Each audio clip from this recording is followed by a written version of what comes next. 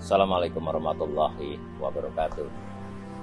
Ada beberapa tokoh pahlawan nasional Indonesia yang terlahir di tanah Aceh, seperti Tengku Umar, Cut Nyahdin, Cut Mutia, Tengku Nyak Arif, Sultan Iskandar Muda, Laksamana Malhayati, Tengku Cik Ditiro.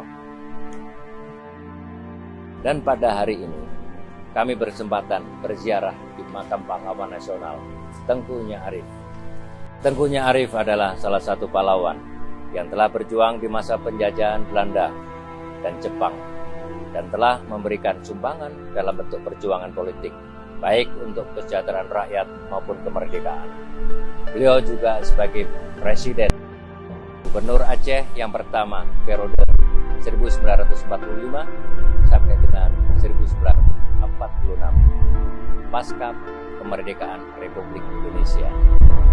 Dalam sebuah kutipan pidato beliau yang merupakan pesan perjuangan kepahlawanan, yaitu Indonesia merdeka harus menjadi tujuan hidup kita bersama.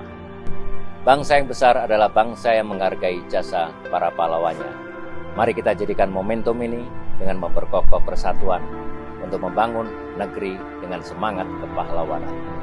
Saya, Irjen Pol Dr. Andes Ahmad Haidar, SHMM, selaku Kapolda Aceh, mengucapkan Selamat Hari Pahlawan 10 November tahun 2022. Pahlawanku, teladanku.